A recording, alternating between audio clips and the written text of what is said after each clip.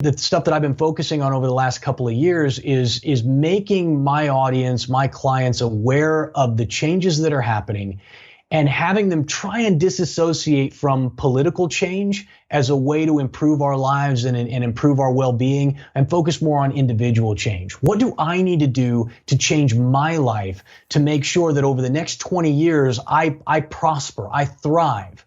Not that I survive, but that I actually thrive.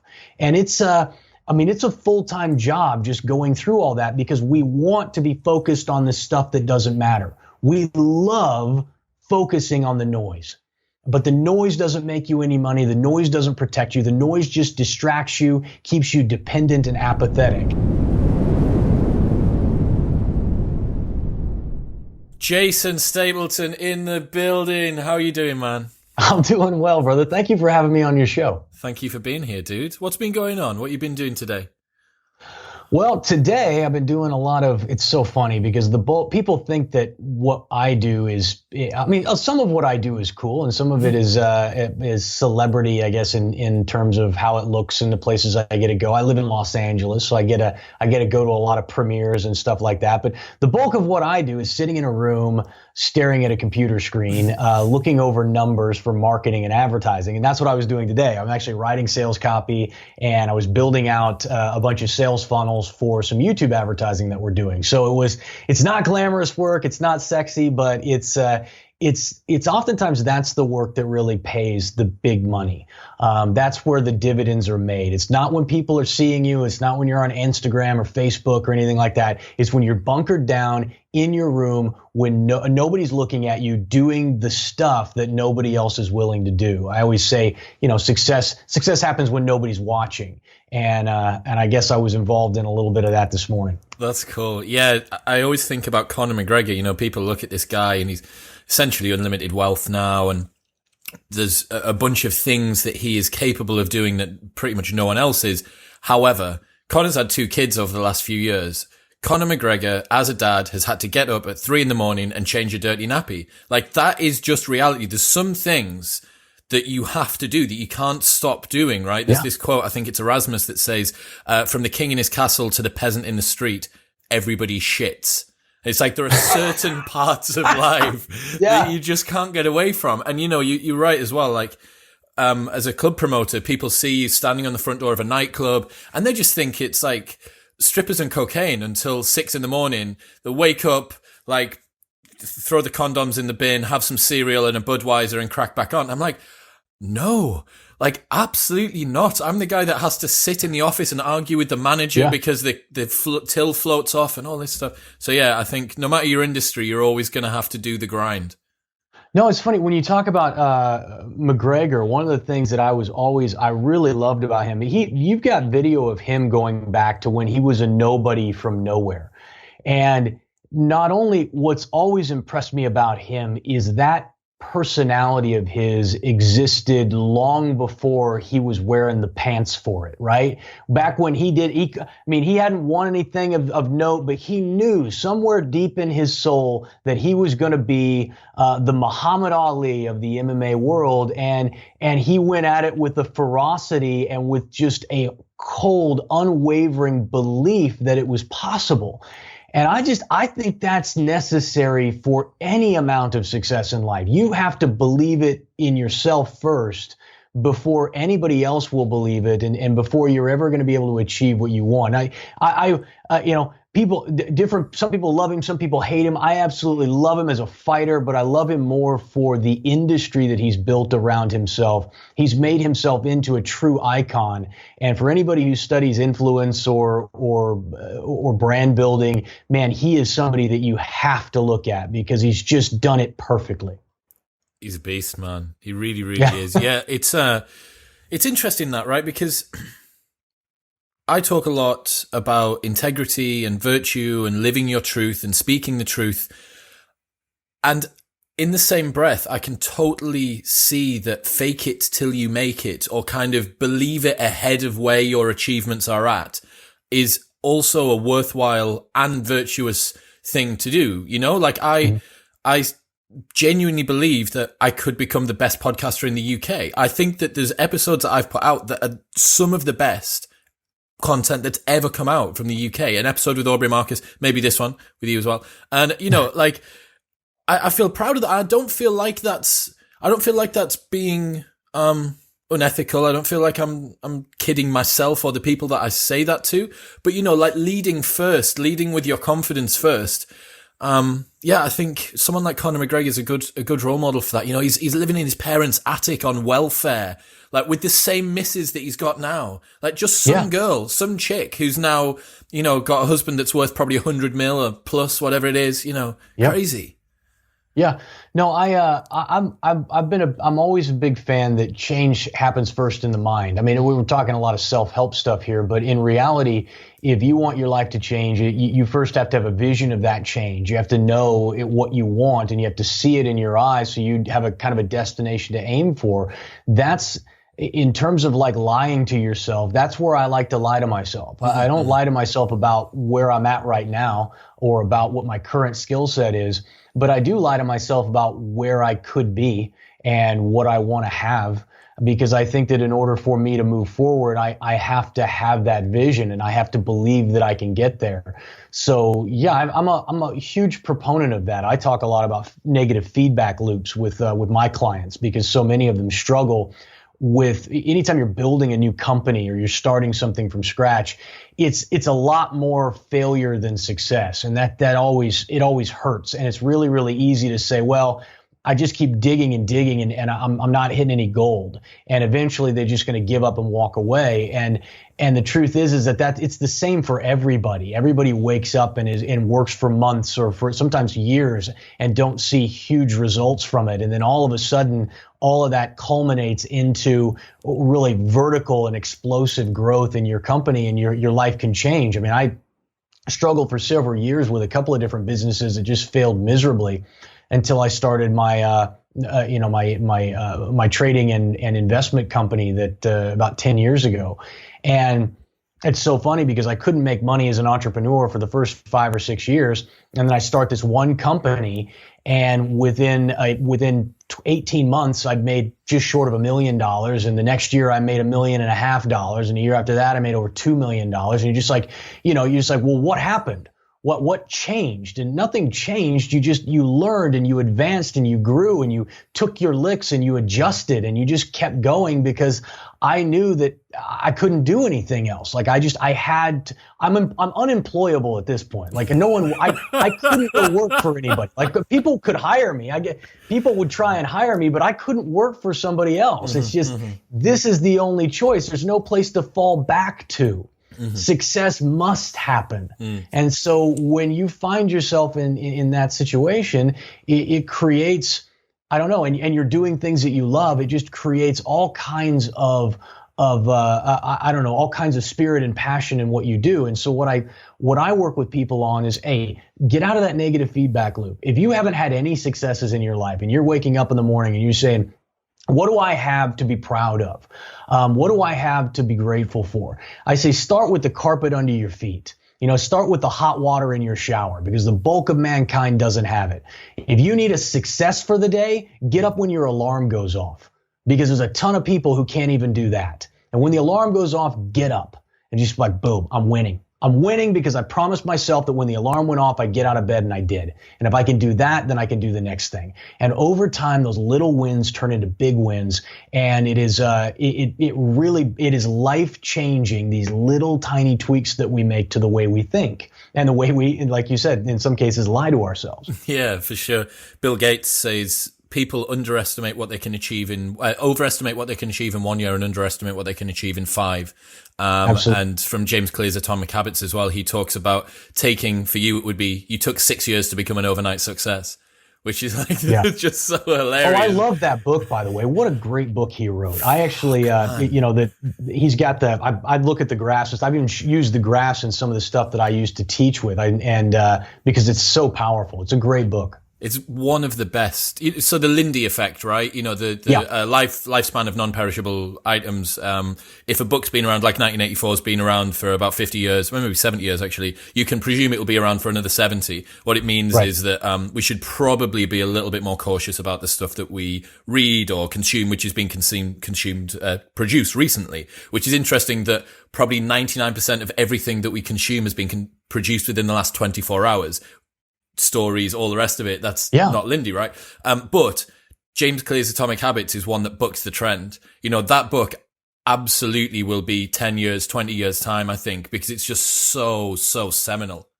It'll be as applicable in 100 years as it is today, because human nature doesn't change. We're the same people today as we will be 100 years from now. You go back and look at sales copy written in the 1800s when people didn't even really know what they were doing yet. And we go back, if you're a copywriter or a marketing guy, we'll go back and look at that stuff and refer to it as training tools, because it's so good and it's the same today. His book is going to be a historical book. It'll be good 100 years. Beast, man. He was on here last year, and I was just blown away by him.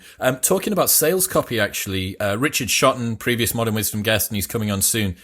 He told me he did an analysis of the number of new words that were used in adverts, and there's been a significant downturn in the number of new words. And this isn't that words are being used up.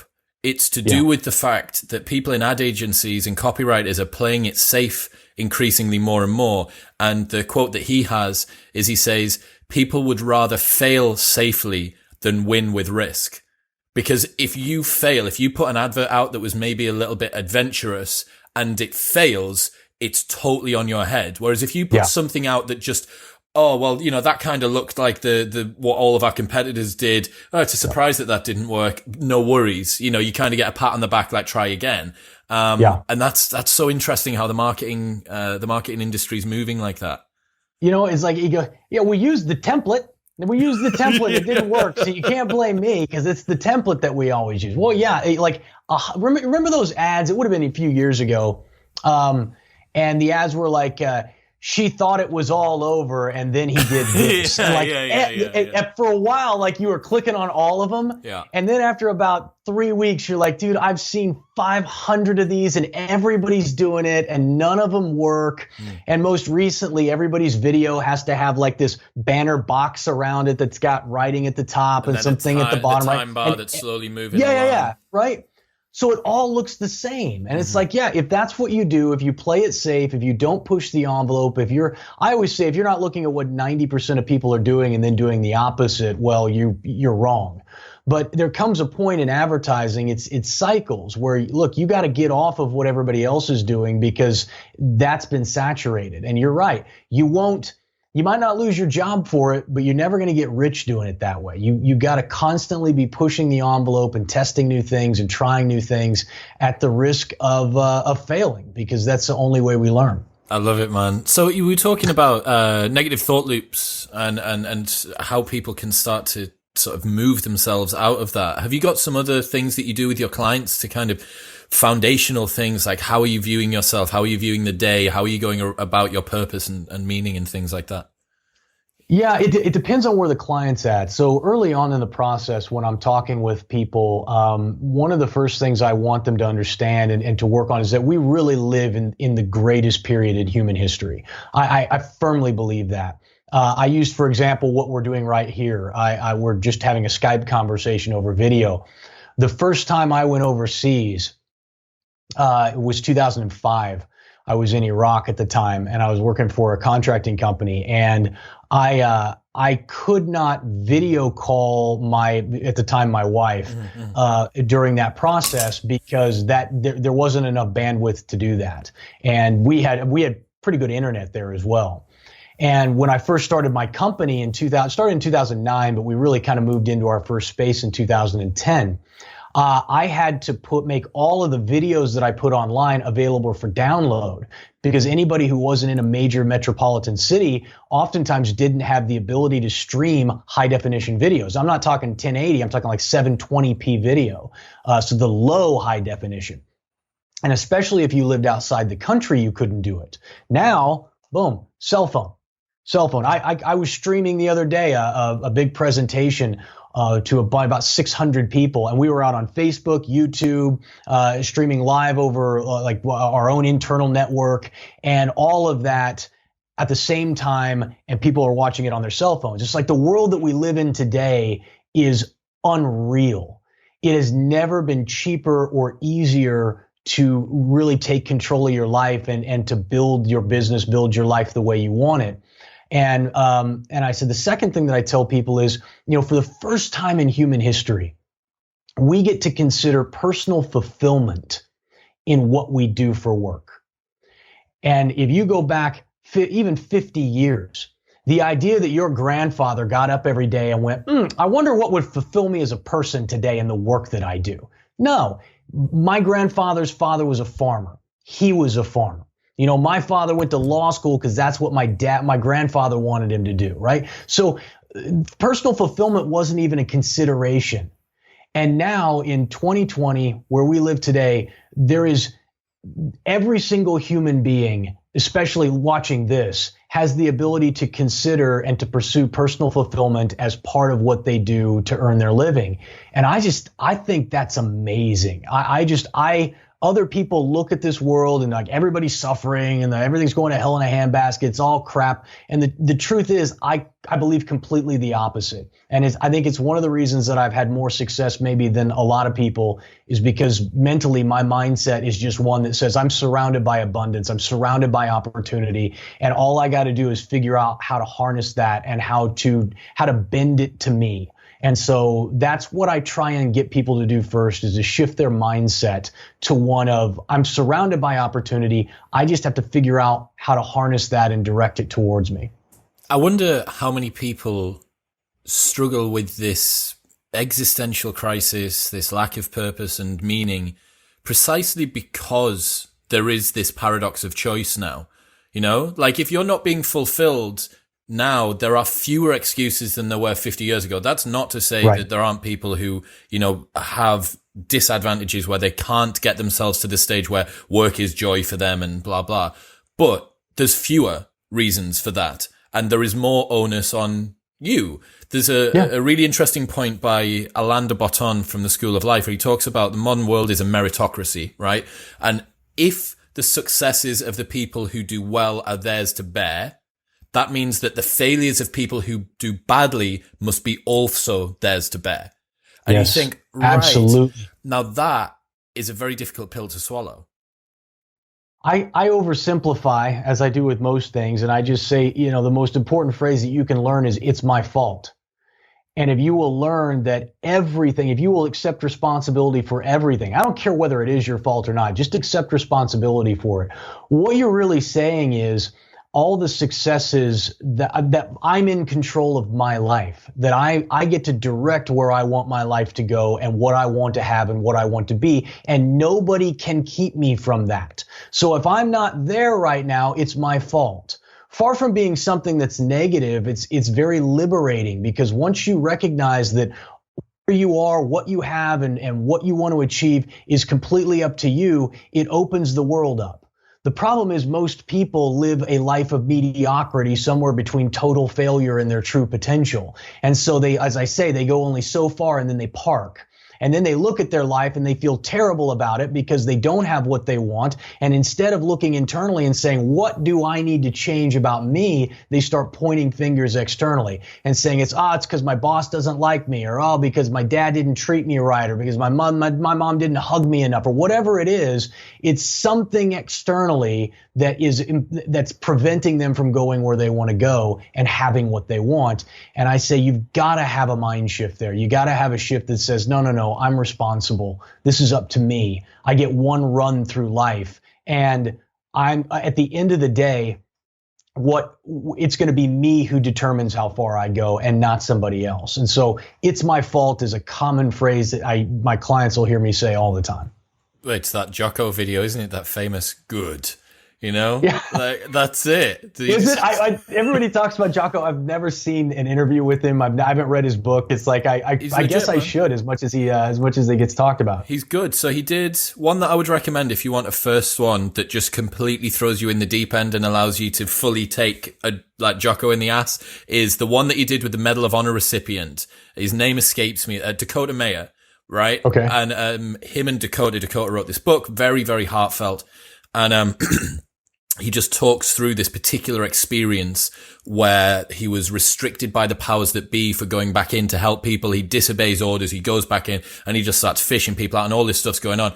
But this is interesting, especially for you as a podcaster. And for everyone that's listening, it'll be linked in the show notes below. It's phenomenal, but I would listen to it on a day where you're feeling emotionally resilient because it's quite intense. And it's a podcast which has got the best use of silence that I've ever heard. So they'll leave 20-second batches with nothing being said as they both just sit in this, allow this sort of sensation to swell as Jocko's reading passages from the book that kind of provide structure to what they're talking about. And Jocko's got this like real growly, quite kind of intense voice. And they're having this conversation. Man, that one is a real, especially for yourself with your military background. It'll be really, really, really cool. I'll definitely go check it out. You need to. Absolutely. You were talking about the fact that people should take responsibility. What do you think are some of the characteristics that you see in the highest performers within that domain, the people that take the most responsibility? What's the sort of mindset that those people have, or what do they do that are sort of commonalities? Yeah, that's a really good question. I think first and foremost, the people that I see who have the most success at life, and I'm not just talking about financial success or wealth, health, happiness, relationships, all that stuff. First of all, they have very long time horizons. So what we tend to see across the board is people who come out of poverty. Let's take just people who were born into it and come out of it here in America. They have very long time horizons. They're thinking 10 years, 20 years into the future. People with short time horizons, people who think only to the end of the week or the end of the month or till next payday, tend to do very poorly. Because so one of the things I see repeatedly of people who are very successful is that they are willing to suffer the slings and arrows longer than most people. And suffering and pain, these are really negative, gripping words. But what I really just mean is the ability to stick it out and go through the hard part so they can get to the good part. Most people aren't willing to do that because their time horizons are too short. So that's number one.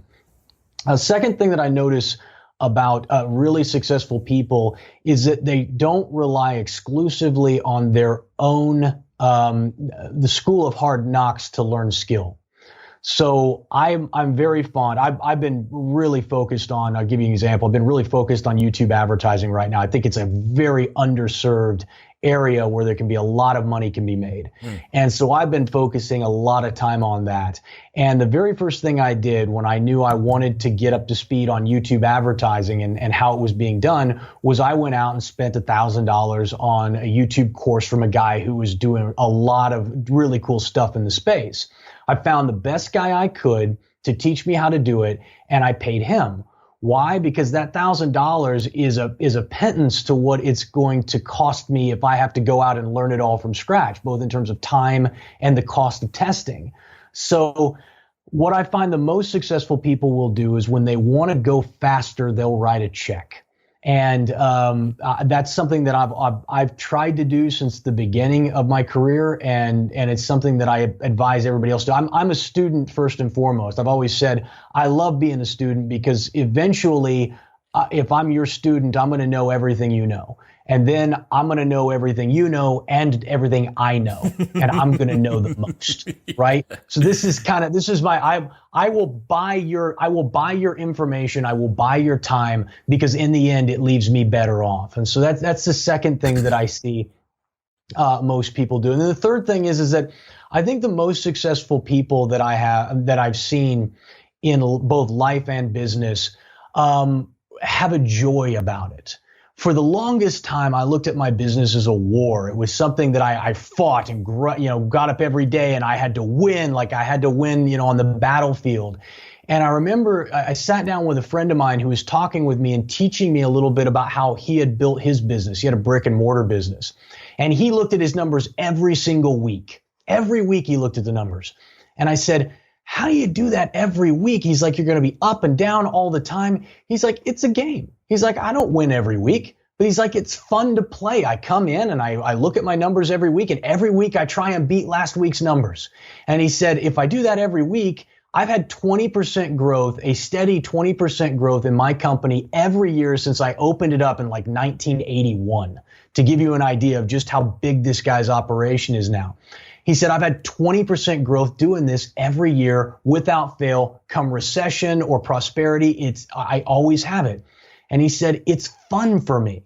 Completely changed my way of looking at my business and about life. It's just like, dude, life was meant to be lived abundantly. You're supposed to have fun at what you do. It shouldn't be a grind. You shouldn't hate it. And if it feels that way, you're doing something wrong. And so I think those are the three things that really I notice about people that I admire and who I want to emulate as it comes to life and business. Who is the YouTube course by? What's his name? John Penberthy. He's a Brit. Is he? Cool.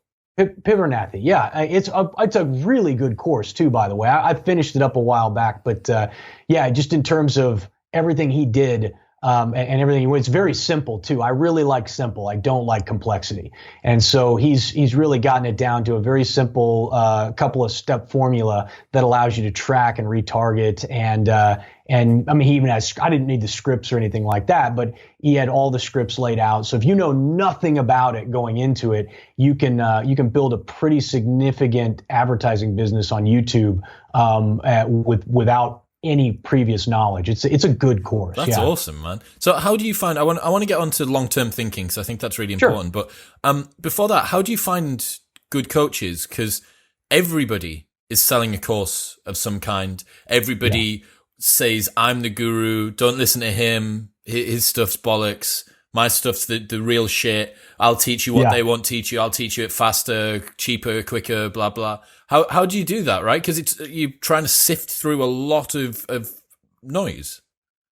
Yeah, at first it's really hard. I've been in this business, online information education for, I don't know, 11 years now. And so I probably buy $20,000 or $30,000 worth of coaching every year. And so over the years, you kind of learn, that guy's full of it. Like I know what he's doing here. I know that sales trick, and that you kind of get a feel for whether a guy knows what he's doing or not. In the beginning, I just committed to learn a lot of stuff. And so including learning what a bad course is. Yeah. You learn what's a bad one and here's the thing. Listen, I rarely will do this, but what I tell people is, it's wrong to go and buy somebody's information, go through it, and then just ask for a refund. But if you go because, it didn't work for me. Well, maybe you suck. Like maybe it's not that it didn't work, but if you get into it and you're like, no, this was not as promised. Like this isn't what he told me I was going to learn in this thing. Then just go get your money back for it. He should have told you, should have been honest with you from the beginning. But for this one in particular, not knowing much about YouTube advertising because I haven't ever done it, what I did was I did some Google searches. I found some of the bigger names, the guys who are doing professional sites and all that. You can kind of tell who's got the professional funnels and stuff built out. And I watched 3 different webinars, sat through 6 hours of webinars. And John's was the one that I felt like this guy really understood it better than the other 2. At least that was my impression. And so that's how I did it. I just went and watched 3 different webinars on guys and learned a little bit of knowledge and then bought a course. Wouldn't it be cool if there was like hotels.com, booking.com, trusted trader type a central hub where everybody could Glassdoor what their opinions of online courses were. Like, that'd be amazing, you know? Everyone would be, from your Grant Cardones to your kid that's just started a how to build a TikTok channel thing. You know, you could submit yourself on there and have verified purchases. That would be phenomenal. It'd be like Amazon reviews for online courses, and that would completely clear away this problem. I wish somebody could do that. They tried that in the Forex industry for a while, and they had a thing out called Forex Peace Army or something. And the problem with it is, and the problem they had there was that you get a bunch of guys who go in there, and it's ultimately success or failure, as I said before, is really on you. It doesn't. The course itself can be a great course, and if you don't have the mindset to go win at that business or at that particular skill, you're never going to be successful at it. I mean, John can teach you step by step how to run YouTube ads. And if you don't go do it, then you're not going to make any money. Or if you shortcut it, or if you expect to turn on your first ad and have it make you $100 and give you a 5x return on ad spend, then, you know, you're dreaming, man. There's a learning curve involved with that. And so then they go out and they're angry because they're like, I spent $1,000 on this thing, and then I did what he said, and the money didn't come in. Like, it didn't just print money day and night for me. So he's a terrible guy. What a liar and a cheat.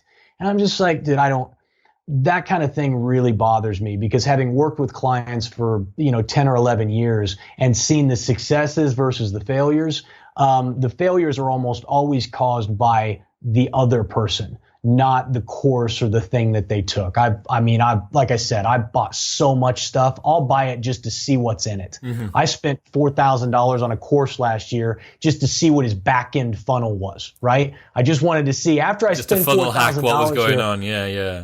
I want to know what he's doing on the back end, because I know there's something back there, right? So I do all kinds of stuff like that.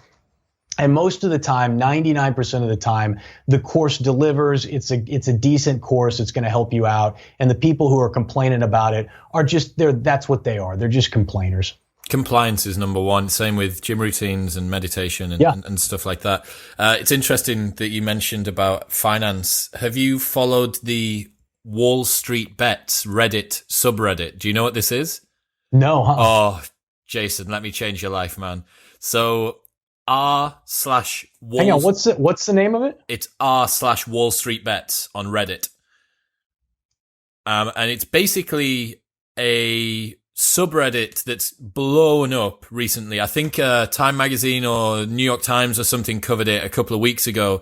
And it's just a bunch of people that make insane calls in the market, like just ridiculous bets with remortgage the house and do it just for internet points with a bunch of people that they're never going to meet. And I love it. Some of the people, some of them they'll just be like, oh, I just made $500,000 yesterday off this one thing. But then more often than not, people lose. And then there's a YouTube channel that does a collection each quarter of the dankest trades from Wall Street Bets. And it's so phenomenal. Once you're done, I want you to go and have a look, because it will blow you away. But they were in the New York Times recently. They've been almost even manipulating markets on penny stocks by putting particular bits of advice into this huge subreddit with millions of people in it, and then just going on to Robinhood and pumping the shit out of this. And there's companies that have 10x their value during this most recent period where we've had a lot of turbulence with the coronavirus stuff. And there's these companies have like 10x their value, just like some random stationery company or whatever it is that you can trade that someone's just popped in this subreddit. Man, it's so funny. Well, that's not new. I remember when I first started trading, I traded penny stocks, and there are teams of guys who will go around and they'll say, and it takes one guy who really has a following of people, and he says, okay, we're all getting into this thing now, and you'll watch that thing go from 5 cents to 45 cents.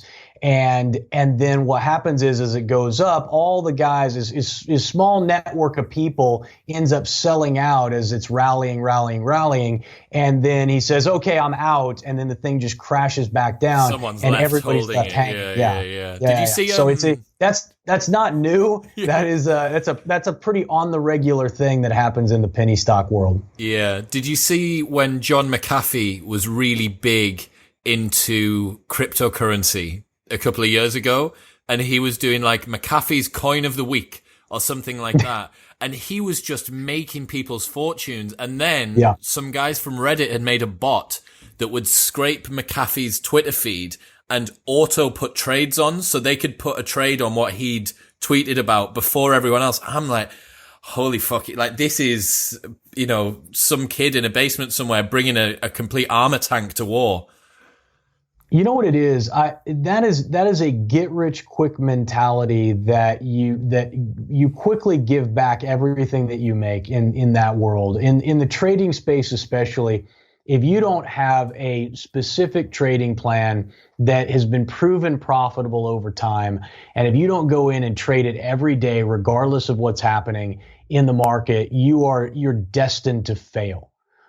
There's just no other way to trade, and probably invest too, but certainly trade professionally and for the long term, than to ignore all of that other stuff. All of that is short-term profits, and all of it they give back. Now, hey, look, if you can go in on one trade and make $3 billion or $3 million or whatever and be out, then more power to you, man. Yeah. But the number of people, I work with traders for about 8 years, and the number of people who came to me and said, yeah, I've lost $30,000. I lost 50 grand, you know, doing this. And yeah, I remember one time I was up $150,000 and I lost it all plus some more. And I'm like, brother, like, just that, I've seen so many lives get destroyed because people follow this, whatever the latest gimmick is, that it's such a turnoff to me. And I feel for those people, because I know when I see this stuff, I made X number of dollars. I'm like, yeah, but you're going to give it back in the afternoon, because you're only posting your winners. You're only throwing those out there. You're not throwing out the losers that you had, because if you did, you'd be showing a completely different P&L at the end of the month. So few people can take that win that they've had and just be like, cool, I'm out. Like, that's me. That's my one. I'm going to take the fact that the 1 in 1,000 chance of me making $320,000 in a day happened, and it's not going to happen again. So that's me. Yeah. Like, that's me. My mortgage is paid off, and my missus got a new car, and we're going on holiday. See you later on. Like, you're right, because naturally the way that the human brain wants those rewards, those unscheduled rewards, right? We just want, if I take just another little bit, and you chip away, and then blown. So it's a high. Yeah, it's a high. We were talking about long-term thinking and how people can have a little bit better long-term thinking. Obviously, the last few weeks, financial markets and just generally the geopolitical environment is in uproar, coronavirus and worries about what's going to happen with healthcare and with food. And I'm seeing images of like Costco and stuff, and there's aisles are just completely empty because every America's secretly a prepper, aren't they? Like, everyone's a prepper, like, on the down low. It's just now they've finally got the excuse to be able to go, fuck yes.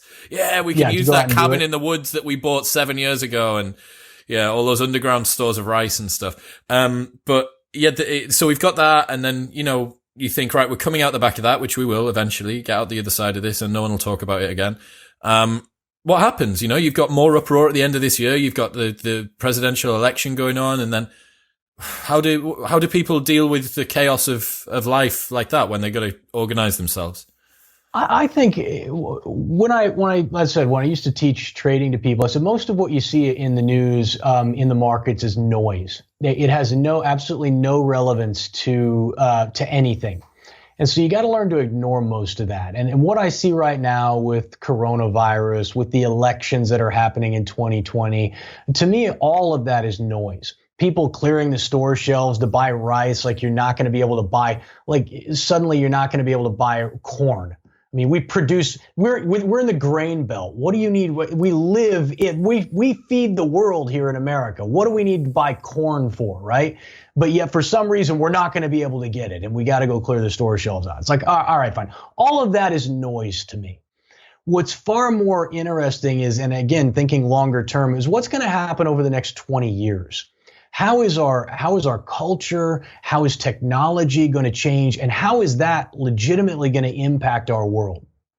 And one of the things that we've seen on my show on Monday, I took people through the last 4 or 5 great economic revolutions that happened and evolutions that happened in America, starting in about 1784.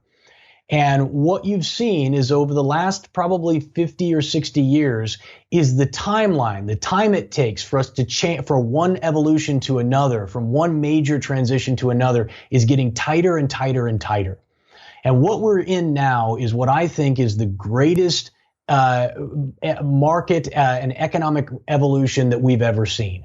One that is going to make roughly, this sounds extravagant, I recognize, but just the numbers play out, is around 46 million jobs obsolete. I'm not saying that, oh, these guys are going to have a tough time or their skills are going to be out of date. I'm like, you're not going to need 46 million jobs in America over the next 20 years, because either automation or artificial intelligence will take over those jobs. And when I say artificial intelligence, people think, like AI robot or something like that, like some iRobot. And that's not what I'm talking about. I'm talking about in the next 20 years, there won't be a man or woman alive in America who won't be able to drive or won't purchase a self-driving car. That's artificial intelligence. That's the AI I'm talking about. I remember reading Remnants of a Stock Operator when I was a kid, and the guy, Jesse Livermore, who was in that story, was rich enough that he drove from his house to Wall Street every day, and he had a driver. And I remember thinking, how cool would that be to be able to have somebody drive you to work? And now, in 20 years, everybody's going to have the ability to do that. The technology is already there. And so what other jobs that are less complex than having to manage the literally thousands and thousands of changes going on in the environment when a car drives down the road at every second, what other jobs are going to be obsolete? How many other people are not going to have work? Well, basically any factory work, any sort of repetitive labor that has to happen, fast food, low income, and low middle class jobs are going to go away. And so what happens in that transition? Well, the middle class begins to shrink. And what we thought years ago was that when that shrink happens and when it starts to happen, what we're going to have is very few people at the top making tons and tons of money, and then this whole big swath of mankind living in abject poverty. And what we found is the opposite. The middle class is getting smaller, but the bulk of them, about 2/3 of them, are moving up into prosperity. They're getting wealthier, not poorer. And it's because they're seeing the transition and they're responding to it. But the change that's going to happen, in my belief, over the next 20 years is going to be so drastic and so fast that a lot of people aren't going to have the skills necessary to move up, and they're going to end up being forced down. And so kind of my mission and the stuff that I've been focusing on over the last couple of years is making my audience, my clients, aware of the changes that are happening and having them try and disassociate from political change as a way to improve our lives and improve our well-being, and focus more on individual change. What do I need to do to change my life to make sure that over the next 20 years, I prosper, I thrive? Not that I survive, but that I actually thrive.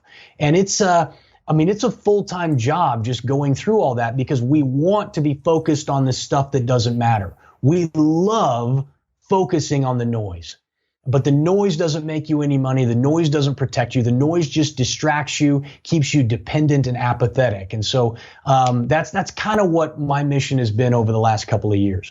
You are right. It really does feel like we're at an inflection point, with what's happening at the moment. But then everyone said that before. Everyone said the Industrial Revolution. I remember I got sent an advert about the dangers of reading the newspaper or reading books. That was it. That the dangers of reading books would disassociate man from his wife, and it would be the breakdown of the nuclear family. And then it was the same when radio happened, then the same when TV happened, and then the same when telephones happened.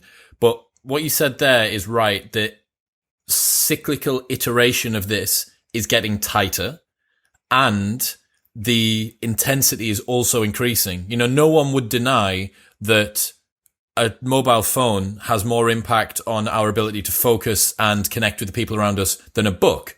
So you got, okay. Well, let me give you an example of what I mean, because that is the typical response that I get from a lot of people. It's like, oh, they always say that, and oh, it always, and they do always say that. But let me give you an example of what I mean. Over the last 30 years or so, since the advent of computer technology, and it started to take a hold in the late 80s, early 90s, right? So we're talking 30 years ago. You could see the writing on the wall in the auto industry. And anybody who was working in an assembly line started to see jobs go away and be replaced with automation. And what they should have done is recognize the writing on the wall, started learning new skills so that they would be protected when that transition happened. When they finally came and said, here's your pink slip, we're closing the factory, we're moving it to Mexico because it's cheaper labor, or we're replacing you with a machine, they would have been like, no problem, I got something to fall back on. Instead, what they did was they put their head in the sand, they turned to the unions, and they said, the union will protect us, the union will make sure we get our wages, the union will make sure we keep our pensions. And they had 30 years. It's why I don't have any sympathy for any of these people who are losing their jobs. They're like, what am I going to do now? Well, you had 3 decades to figure that out, but you just chose not to do it. Well, we're having that same sort of evolution, that same transition is going to happen in a multitude of industries as more technology and artificial intelligence begins to take over more of the repetitive work that we do as a society today. Now, that's going to open up a host of new opportunities for people to be creative and to engage in work that's fulfilling and exciting to them. But you're going to have to learn some new skills to be able to make that transition. And the time to do that is not when they show up with your pink slip that says, hey, thanks for working here, but you've been replaced, you're fired, right? That's not the time to start working on this stuff. And so that's kind of been my message. It's like, yes, a lot of people are going to survive this. A lot of people are going to do well, but it will be those people who are taking steps now and not waiting until they're out on the street. It's make sure that you're one of them. Right? Make sure that you're one of the people who's there. So what are some of the skills? If you were to create a new human now and say, I'm going to imbue you with skills that I think are robust as we move forward over the next 10 and 20 years, what would they be? If I had a kid who was coming to me and saying, hey, I'm thinking about graduating high school, what skills do I need? And he didn't really know what he wanted to do, the first thing I would do is tell him to learn how to code.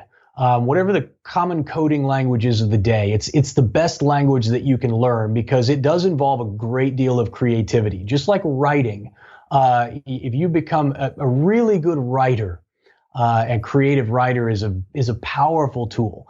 A good coder, someone who is good at that and can see the creativity of it, can do really well. The other stuff I would focus on is what are the jobs that will still be in high demand even after repetitive work is taken over by automation. And those are going to be the jobs that require some sort of creativity, art, science, things like information. I happen to think, and I'm somewhat biased when I say this, so I apologize to your audience, but I happen to think that the best business in the world that anybody can get involved in is call it the knowledge business, the information business, the consulting or coaching business, because we all are good at something. And it's a very cheap and easy business to get started with high profit margins. And it's also something that's going to be in high demand in years to come because as technology evolves and it evolves quicker and faster, colleges will not be able to keep up. And you're already seeing a lot of companies that are saying, you know what, we don't really need this college degree anymore. I don't know what we were thinking here, but this check in the box is really unnecessary. What we want are people with drive and skill. That's what we really need. And people are getting that from places other than college. I never went to college. And when I wanted to learn how to do YouTube advertising, I didn't go and take a college course on it at night class, right? I went and I found somebody who's doing it right now, who's successful at it, and I paid him to teach me everything that he knew. And I paid him a lot less than I would have paid, and it's in a lot less time than going to a college class. And so I think it's a new industry, and it's already like $220,000 an hour gets spent on information by small businesses alone in America. And I think that that's only going to grow over the next 10 to 20 years. It's a good business. And it's one I know inside and out. So I got coding, We've got creative work, which is art, poetry, science, copywriting, marketing, I'm going to guess as well would be in there. Photography is another great one. Anything that requires it requires something other than repetitive skill. It requires a uniqueness to it that won't be able to be created by artificial intelligence, at least in our lifetime. What else do we do to survive the 21st century? Spend less than you make and invest the rest in things that you understand. There are a lot of books been written over the last 20 years on personal finance, and it can be reduced down to those two things. Spend less than you make, save and invest the rest in things that you understand. And if you don't understand anything enough to save or invest in it, then you need to be investing in you.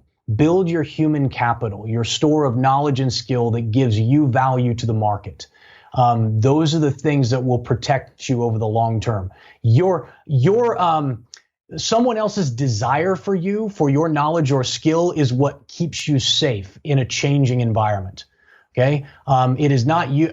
It's not a union that protects a worker. It's employers. The number one thing that protects a worker are 10 other people who want that worker to come work for them.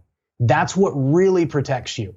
And the greater and the more marketable your skills, the more unique those talents are that you have, the more in demand you will be, and the higher you'll be able to charge for those skills. So focus on that as your primary mission. And what you'll find is that you'll never be out of work. You'll always be in high demand, and you'll always be pushing the maximum of what you can charge in your industry. Well, Cal Newport's book, Be So Good They Can't Ignore You. Yeah, well, it's funny. I always have a version of these. Mine's like be so valuable that they can let everybody else at the company go but you. I just be like, we can let everybody go, but we can't let Tom go. Yeah. If Tom goes, we might as well shutter the company because I can't do it without him, right? Yeah. You need to be that guy. You want to be Tom. Be Tom. But, so yeah. What? It's interesting. Be Tom. It's interesting that you said about the personal finance thing. I recently had Morgan Housel on. You know Morgan from Collaborative Fund. And no, I don't. Ex-writer for Motley Fool. Like he's good guy, real good guy. I'll link you in. You'd love him. You'd absolutely love him. Okay. And had him on, and he was talking about personal wealth, and he said wealth is the Ferrari that you didn't buy. It's the square footage in the house that you didn't purchase. So rather than the current shows of wealth, which are very externalized, it's the internalized ones, right? It's what can you do that you can spend money on, which either creates more wealth or that is liquid wealth that's there, money that's in your house, money that's in your bank account, money that's in actual assets. It's funny. I've always said wealth is measured in time, not dollars. So it's a question of if all of your income stopped today, how long could you survive before you had to change your lifestyle? Whether it's a week or a month or a year, that's your wealth. You have 1 year of wealth. You have 3 months of wealth. And that's, there's a financial component to that, but it really changes the way people think. Because if you make $1 million a year, but you spend, 990,000 of it, then you don't have a lot of wealth. You can't survive very long if your situation changes and your income changes. And so very much the same thing. I like hearing that. He said that sentence. He said that precise same sentence. Oh, did he? When you see the same thing from two different spheres of awareness, it's a pretty good indication that it's the truth. So I couldn't agree more, man. Isn't there a stat that I saw? I've just got something that says internal temperature high, allow it to cool. Is that your camera? I've never seen that. We've been talking here for an hour. I've had these cameras running a lot longer than an hour, so I don't know what's going on. Do you think it could be just the pure hot shit that we're dropping on this episode? It could be, yeah. It could just be the knowledge we've been dropping in here. Boy, we really think highly of ourselves, don't we? Yeah, we do. We do. Yeah, we'll see how much longer this thing lasts. That's crazy. I got to look that up, figure that out. Morgan's saying about the fact that, people need to, that was it. The statistic about how many Americans have more than $500, I think, in a bank account, or like $1,000 in a bank account. It's like some incredible percentage of people don't have. Oh yeah. It's well over half, like 70 or 80% of the people wouldn't be able to cover $1,000 bill if it happened. Yeah, it's really insane. And it's just, it goes to show you we tend to live at our means, and it's one of the reasons why nobody ever achieves much wealth, and then they want to complain that Bloomberg's got a lot of it. And it's like, well, you could have more if you just spent less than you made, or you focused on acquisition of wealth as a priority instead of what you are doing. So anyway, I don't know. I talk with a lot of people about that aspect of it too, because it's not just about the making of the money, it's about the creating of wealth, and not what I call eating your children. You should enslave your money. You should put it to work for you, whether it's in a business or in something else that you understand. I happen to put most of what I make back into my business because that's what generates me the greatest return. And so, my marketing dollars generate me a nice return, and I don't have to do much for that. So, that's where I tend to focus, because that's what I understand. That's what I can control. So that's what I've always been interested in. I get it. What about the other things that people need? So we've talked about the skills. We've talked about investing in ourselves and our knowledge, using some of the capital that we have monetarily or in terms of time to then convert it into knowledge capital, I suppose, or skill capital that we can then monetize off the back of. I've also spoken about the fact that ensuring that you spend less than you earn and that you invest in things that you do understand. Are there any other things that people need to be conscious of as we move forward over the next 10, 20 years? What else are they looking out for? Man, I think those are the primary things. I would love to just continue to give your audience more and more stuff to be worried about and to be focused on. But the truth is, if you can focus on one thing and for any length of time, you're doing better than 90% of the people around you. So yeah, those are the things that I just drill into people. It's like, look, things are changing, whether you want them to or not. Control your income. Your freedom is directly tied to the amount of wealth that you have. Not just your mobility. I could fly to you and no problem financially, and no problem with restrictions from governments. I will go to see you and you can come to see me, and nobody's going to care about that. But for a lot of people, that's not a possibility because they don't have the financial resources to do that. And if you don't have the financial means to do it, then you're not really free to travel, are you? You're restricted by your own limitations. And so if you need an example of this, take Venezuela or I'm trying to think of it, or take the Middle East, right? And all the people who are flooding into Europe now. It's not the poor and indigent who are able to move out of these terrible places into America or into Europe. It's those who have money. And those who have money have freedom of movement. Even if the borders are closed, they can still find a way. Wealth is liberty. Wealth is freedom. And if you have it, then you are free. And if you don't, then you don't. And so I harp on this a lot because a lot of my audience, a lot of people who are attracted by message are people who are very libertarian in nature, and they tend to want less government and more quote unquote freedom. And I try and explain, look, government shouldn't be the focus. You should be the focus, because your freedom is more directly tied to your ability to move than it is anything else. I have not only financial freedom, but I also have mobility freedom. My business is transferable. So I could pick up everything that I have today. We could clean this whole thing out. I could put it on a truck. I could ship it overseas or around the world. I could be back up and running with a camera and a laptop tomorrow, as long as I got an internet connection. My business doesn't stop. My money doesn't stop. Nothing. So people say, well, aren't you concerned about what's happening in America? And aren't you concerned about the election? No, because if it gets bad, I'll just leave and I'll take everybody I love with me. Why? Because I have the wealth to do that. I have the wealth freedom to do that. And most people don't. And so I say, instead of trying to figure out how to change the government and how to fix the Constitution or fix our culture, why don't you start by trying to fix you and making sure that you're in a position to protect you and your family no matter what happens. And then once you've done that, why don't you try and convince as many people to do the same now that you are an example worth following? Because that's the biggest problem, is that the first question people ask you is, well, why should I listen to you? I mean, you would not be talking to me right now if I couldn't demonstrate that I could live the values that I talk about, because otherwise people wouldn't pay any attention to me. Like, I don't know who this nut job is living in his basement down by the river with his parents, but that guy isn't worth listening to. That's the mentality you have to have. We all have a lot more control over what we do than the second order effect of trying to influence policy, government, social standards, all the rest of the things. Yeah. Yeah. It's absolutely. that kind of radical responsibility, that personal sovereignty, having agency, as it's called. A good heuristic, actually. This is a cool thought experiment that one of my buddies came up with. He says to work out the friend or friends that you have that are the highest agency within your friend circle. Imagine that you were in jail. You're in jail. You've been placed in jail wrongfully and you need to get out and you've got 24 hours to get out. Who do you call? Like, that person that you call is the one that has the agency, right? They have upward mobility. They're able to think laterally and orthogonally. They're able to, and it's like, those are the people that are going to win. They're the ones that are robust. Yep. That's the circle that you want. Yeah. As many people that can break you out of jail as is possible.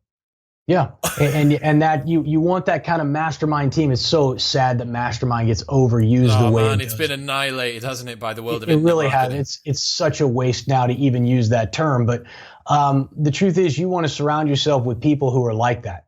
Industrious, successful people who you can draw from and who you can add value to. So, yeah, absolutely. Couldn't agree more. Jason, man, we made it. We made it through. We did it. Man, I really enjoyed this. Thank you so much for having me on the show. It was sick, man. Where should people head? They want to check out your stuff. Where do they go?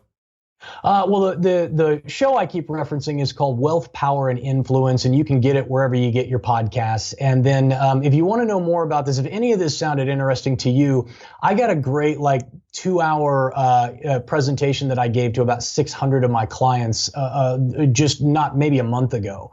And you just go to controlthesource.com. It's basically just designed to help people discover it helps with the negative feedback loops and stuff that people struggle with. And it also helps them kind of figure out what they're good at. So what are the knowledge and skill that you already possess? What is the stuff that's the creativity that you have? Because a lot of people say, I don't know what I would do. I'm not good at anything. Well, that's nonsense.